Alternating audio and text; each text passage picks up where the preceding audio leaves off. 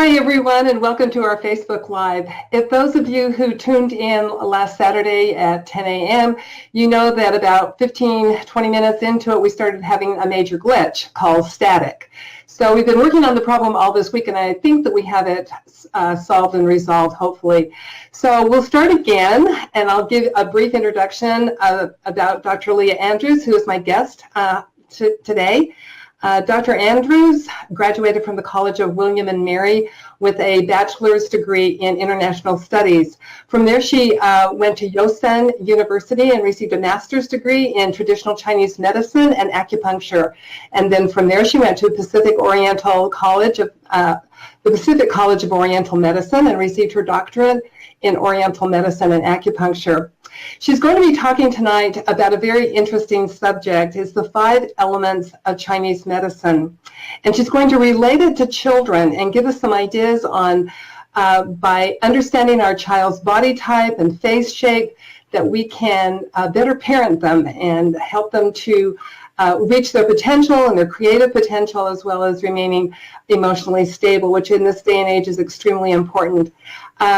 I met Dr. Andrews a few years ago at a conference, and I purchased her book, 7 Times a Woman, and it has since become my Bible. It's amazing, and some of the information that she's going to be talking about tonight is in the book. So I want to turn the time over to Dr. Andrews, and thank you so much for being here. We're excited to try this again, and hopefully everything will be perfect.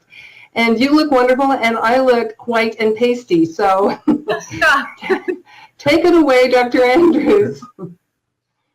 Well, thank you so much, Charlene, for having me on. And you are a beautiful, accomplished woman. I'm so happy that I get to be on your show. One of the things that is really amazing about Chinese medicine is the sense of time, where they see time in a much longer sense than we do. It's not this instant gratification. They're looking at how can we better our lineage and our society over generations. And so from that perspective, they built up a whole system of how can we nurture and cultivate the best in our children. And part of that is to be able to identify how they see the world, how they take in the world, and then how we can balance them so that they can adapt as well as possible to the environment, and also that they can thrive. And I think that's something that's really, those are 2 things that are really unique about Chinese culture, the sense of this long cultivation of not just tomorrow, but this generation and the next. How do we optimize that? And also, how do we optimize the chances for this individual within the greater whole? And Chinese face reading gives us a really good tool on how to do that. Chinese face reading was developed as a way to very quickly identify, first of all, if strangers, people you don't know, be able to kind of read their personality and get a gauge on, is this someone that I can trust? Is this someone that would do well working for me? Does their personality style, does their way of looking at the world fit in with what I want? And with children, it helps you to see how their brains are best developed. So the first slide, please. I want to show a little bit about the 5 elements. We're just going to go through this quickly. The 5 elements are, it's a mnemonic. It's not airy-fairy stuff. Basically, they are using within these 5 elements, it's a shorthand for a whole long list of characteristics. And these characteristics interact in certain ways. So we have the generating cycle, where fire creates earth, earth creates metal, metal creates water, water creates wood, and so on. And then also the 5 elements keep each other in balance by controlling each other. They generate each other, and they also control excesses. These are the 2 positive ways that the 5 elements interact. Next slide, please. They interact negatively when they over-control, or when the natural cycle goes backward and they insult each other. And we've definitely felt this in human relations. When people are over-controlling and stifling, it creates a lot of friction and disharmony. So we want to definitely, with our children, keep them in balance in the 2 positive cycles that we showed first, where we're nurturing them and then gently curbing their excesses. so that we're keeping them in that optimal middle zone, not over imposing our will on them, and then not giving them insufficient boundaries where they can kind of push back on us. So that's kind of the sweet spot that we want to be in as parents. Next slide, please. So we're going to start off with the Earth Child. The Earth Child is the most harmonious. Body type-wise, I made a little graphic to kind of give an idea. Everything is more fleshy, grounded. The legs are shorter. The face, the head shape is round. Typically, the features are smaller and more localized in the center with a wider face. And there's a lot of groundedness in the lower part of the face. Tend to have thicker lips, a stronger jawline, and they're just more meaty. They're more fleshy. There's a tendency to be overweight, but even when they're not overweight, there's definitely some muscle and some meatiness to them. They're not lean children. Earth rules digestion, but it also rules the intellect. These are very practical children. They tend to be very moderate in their interactions. They like harmony. They tend towards harmony, practicality. They like routine. Routine's very important for them. They are naturally grounded children, and if they keep the same element to adulthood, which sometimes we do, sometimes we change, then they will be very grounded adults, very practical adults, tend to be good in real estate. They're natural networkers. They tend to bring people together, so they're very good when you have networking groups or when you have a charity or within a business where you want to bring people together. So this is and they're going to start showing these natural tendencies in childhood by being the kids who kind of collect other children, bring kids together. They're going to have that natural tendency, and they want that harmony within the social group, within the family. Now, the downside with Earth children, they are going to worry a lot. When things are not routine, when there's change, there's a lot of worry and fretting that comes along with that. A lot of questioning, and it becomes, they're trying to refine that balance and that groundedness. They don't do well with sudden change. So with Earth children, you're going to have to really work with them to, when you have to change course, when things happen out of the blue, and like, if you change schools, you're going to move, any even smaller changes too to the routine, they're going to need to have a little bit more guidance on how to allow that transition to happen more smoothly. They are going to also, physically, health-wise, they're going to have more problems with digestion. They're going to tend to be overeaters, emotional eaters. Food definitely is the drug of choice for Earth children and Earth adults. So that is something that kind of the food issue tends to come up, and also issues with digestion of food as well. Let me ask you a question. You said that they're networkers, so yeah. Does that mean that they're leaders as well, or they just like to bring people together? Well, so there's two types of Earth. I didn't know how deep we wanted to go, but there's two types of Earth. There's what we call more yin, soft Earth, and there's more yang, mountain Earth. So mountain Earth, like the stereotypical mountain Earth type is Winston Churchill. I would categorize, for example, Hillary Clinton. I would categorize Trump as partially also mountain Earth. So, I mean, across the spectrum, there's a lot of mountain Earth leadership. It's a different style. We're going to go over wood. So the two types of leaders tend to be wood or mountain Earth. That's most of our politicians fall into one of those categories. That is the more dominant, controlling networking. That's the yang, the more, controlling kind of, and that can manifest in men and women. It's not just men. But that is a person that wants to collect, but also has a little bit of domination. It can be a positive thing. It doesn't have to be a bad thing, but they want to lead. They still see, a mountain Earth leadership still sees their constituents as their family, as people they're protecting and connecting with. So it has a slightly different perspective than a wood person. They want to bring people together, but they want to lead those people into a better future, for example. Very interesting.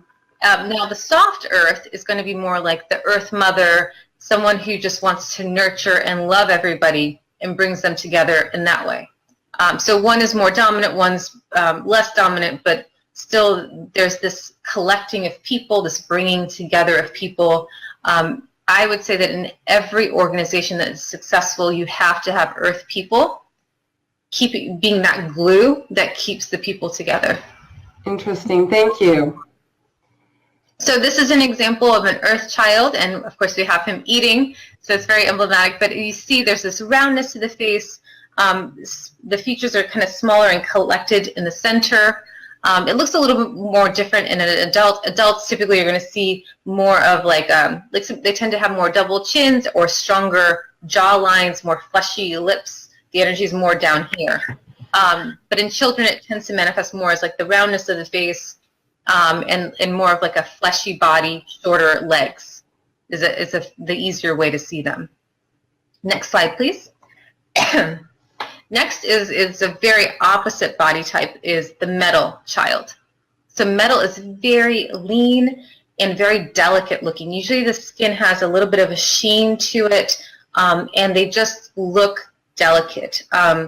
Typically you can see prominent bone structure, like they tend to, a lot of the models, even today, but definitely the older generations of models tended to be very metal because they had very kind of the high cheekbones and like a lot of the lines that look really good in photography. Those are metal qualities. And a lot of times also because metal rules the lungs, they'll have lung issues, so you'll have kind of like the asthmatic chest that kind of is sunken in instead of coming out, it kind of goes in. Not a lot of flesh, like so whereas earth was fleshy, metal has very little muscle tone and very little fat on their bodies. They're very lean and thin and tend to be longer. And not only does metal rule the lungs, in a more mental level, it rules the sense of individuality. So it's where, you know, I have my boundaries. This is where I start and end, and this is where you start. There's this very much of this containment and separation from the outside world. So, for example, a lot of metal people like to have some space. They tend to not want people barging into their boundaries. A lot of the tech people nowadays are metal people. It's a very good outlet for metal. Predominant metal types is going into technology, where people really have their own space. There's less social interaction that's forced upon them in their work environment. And as children, they really do flock to more of these kinds of activities where they like things like ballet, or they start very early wanting to work with their computers and things like that, where they can have that kind of containment and perfectionism and not really be kind of forced into kind of the roughness of the world. So metal, the benefits of metal are many. They are very detailed, very righteous in a good way, like they're very idealistic and very disciplined. So they naturally can be very successful in life. What we need to do is temper the perfectionism, because they can be too hard on themselves. These are the kids that do not need you to be like, well, you need to get an A in school. They already feel that. They already beat themselves up when they don't perform up to their own standards. They don't need someone cracking the whip and making them go to bed and study and do things. They know what they need to do very quickly because they want to do well. What they do need is to know when to stop and when to have fun and how to balance their lives a little bit. They tend to be very, this is a kind of an emblematic metal child, ballerina, perfect, with her hair perfect and everything and they tend to really, these are the kids that you can put on their clothes in the morning and they will look not like a mess at the end of the day. They will be able to keep their clothes clean and kind of contained. Well, I didn't have a metal child then, for sure. Well, they might have had Are there boys that are metals? No, there are boys. There definitely, I've seen a lot of boys who are metal. And the thing is, it's a lot of times we're not one thing. We are more balanced. Yes. We see when someone is more of an extreme, they really have a lot of one element, but we wouldn't be functional if we didn't have all 5 elements. So all of them I'm talking about, we all have those aspects, but one of them or 2 of them tend to be more predominant. More often you'll see 2 elements predominant in a person, and that gets a little bit more involved, because then you're seeing, okay, how are those elements interacting within that person, and that gets really interesting. But just to keep things simpler, I'm describing people as kind of extremes, Right. Of what they are. Metal children tend to have immunity issues, so they're going to have more colds, more lung issues come up, and they're also going to have also more skin problems, a lot of eczema and skin stuff kind of coming up. It's really common for metal children. It's really important for metal kids to feel safe and connected. You're going to have to put more energy in socialization and connecting with others. Excuse me. Not being cliquish, because sometimes they'll feel comfortable in a little group and then they don't want to go outside of it. So kind of the opposite of the earth child, which is this very gregarious, wanting to connect everybody. The metal element is more separate. Very interesting. I'm thinking of some of my grandchildren, and I can see some of this in them. So go ahead. You can see this definitely when you, like I said, if you go to certain industries, it's easy to see in adults. The people, like I said, tech industry is number 1. Biotech and tech, engineers, anybody in computers tend to have more metal element. Interesting. Yes. Next slide, please. The water child is going to be, water is the hardest thing to see physically, because water takes the shape of wherever it is. So it doesn't have defined boundaries. So the water face, for example, tends to be more fleshy like the earth face, but it doesn't have a distinctive shape to it. It's kind of amorphous. You can't describe what the shape of the face is. The body is going to have more energy in the hips and the lower abdomen.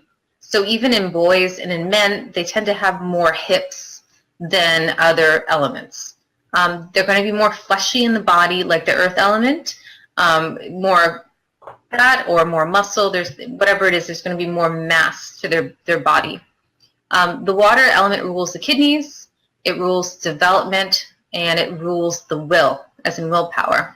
So water, when there's issues with water, there tends to be problems with developmental stages. There might be like early hormonal issues, for example, might be something that you find in a water child, either having their puberty too early or too late, for example, or even like one of my cousins had one of his testicles didn't descend when he was born, for example, like early on, like not developing at certain levels with the hormones, especially, but also with their mental development, not reaching certain markers at certain ages the way they're supposed to.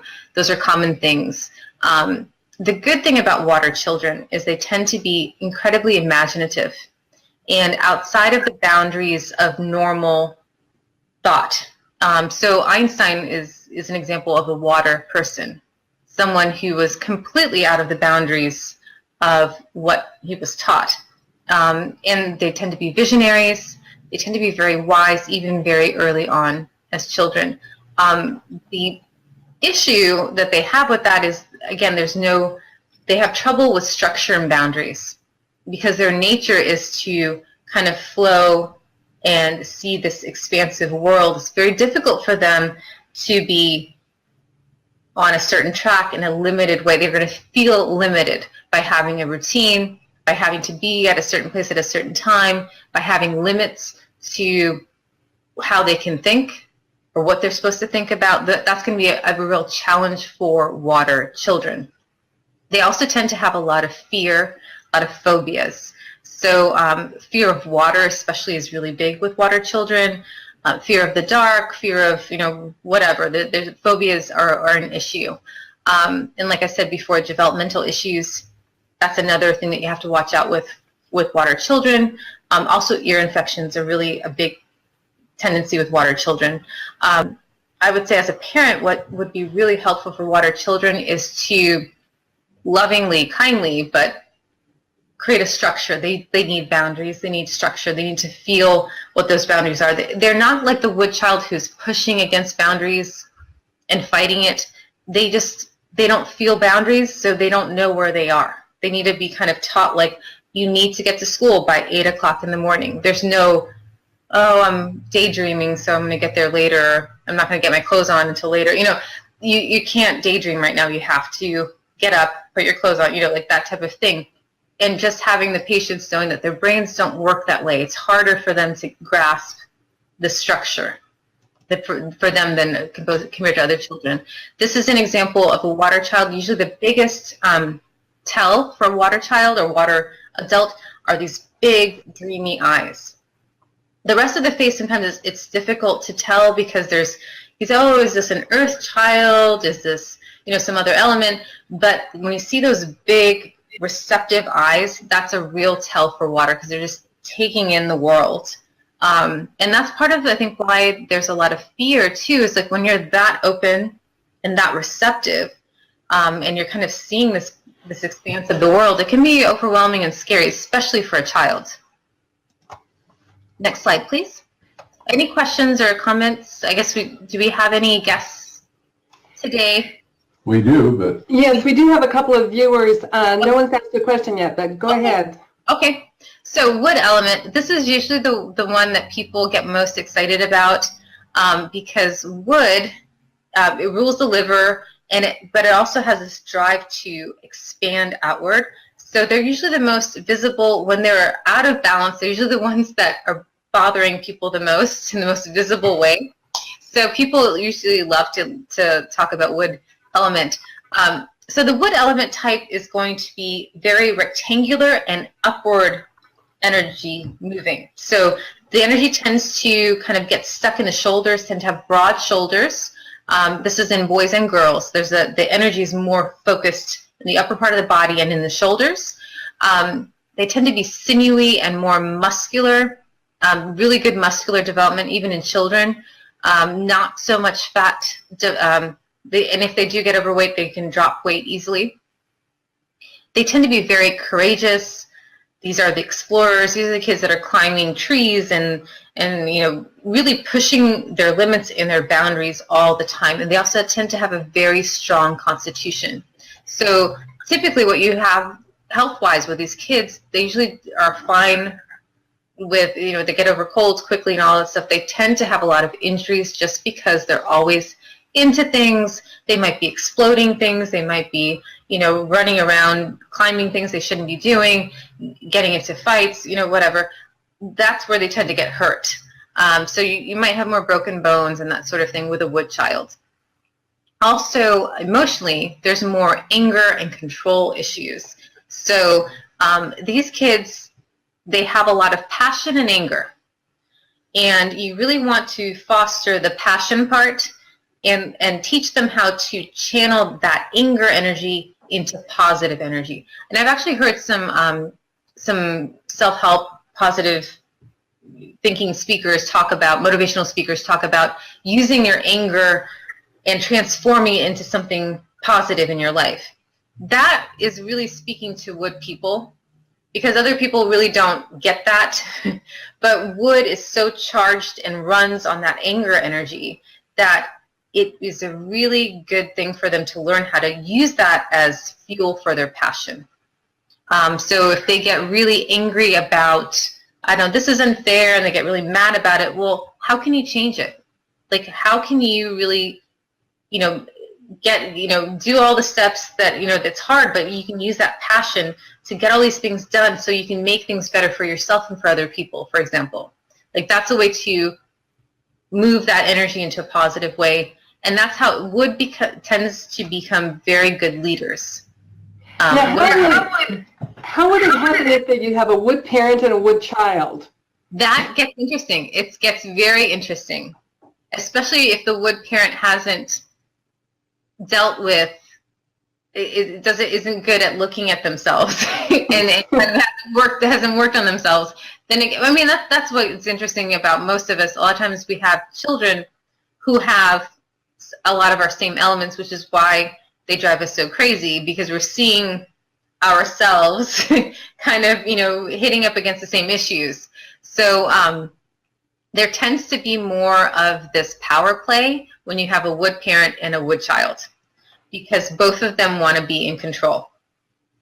And so it can get, and you hope that there is another element parent in there to kind of balance things out and then kind of play referee to that, because they do tend to kind of to butt heads, and that, if there's not a lot of awareness, that can get a little ugly. Well, I'm thinking of our family, and we seem to have wood, fire, and metal. Okay. And the fire seems to always put the wood on fire. So Yes, that is true. it's a zoo. Thank heavens they're all married and gone. Well, I mean, the siblings, there's a whole other, there's competition and other things that come up with siblings too. Major competition. Yeah, that's beyond just the 5 elements, but yes. So I would say that another thing that we talked about before too is that with wood, it's really important to teach empathy and compassion, because a lot of what teaches us compassion and empathy in life is weakness that we experience, failures. And because wood children have a stronger constitution, sometimes it's harder for them to understand why other people can't do what they do. Because both physically and emotionally, they bounce back better than others. These are really good survivors. So they are able to kind of put on their blinders and go forward to what they want. They don't, they're okay if they make people angry and kind of cause chaos around them. They're going where they're going. And other elements can't do it the way they can. And so they may not understand why the earth person is fretting because they like routine, or why the fire person has their heart broken because someone doesn't like them. The wood person doesn't naturally have that compassion because like, well, I can do it. I can just go forward. And they don't realize that not everybody can. So I think if you can teach empathy to a wood child, you can have a really phenomenal adult, someone who is a leader, but who is compassionate and takes care of people who are weaker, someone who's a really compassionate leader. I mean, that's the best of both worlds. Sometimes I think that develops after, I mean, you can do a lot of different things with them, but then I think after they get married and they start having children of their own, I think some of that compassion starts coming out. I think especially for wood people, a lot of times having children is what really teaches them, because there's such a strong instinct to protect your kids, and you see how vulnerable they are. I think that I've seen it a lot in my friends and my patients. When they have children, it's like something really shifts in their makeup, and they're really able to develop more compassion at that point. Interesting. Okay. Next slide, please. Or do you have a comment, questions? No, go ahead. I'm fine. Okay. Fire element is the last one, and this is physically the fire body is more slight. There's longer legs, longer fingers, longer arms, and they tend to have less muscle and less fat on their bodies. But really what you'll notice is kind of a lot of the energy is focused around the heart. The eyes tend to have a lot of like movement and sparkle to them.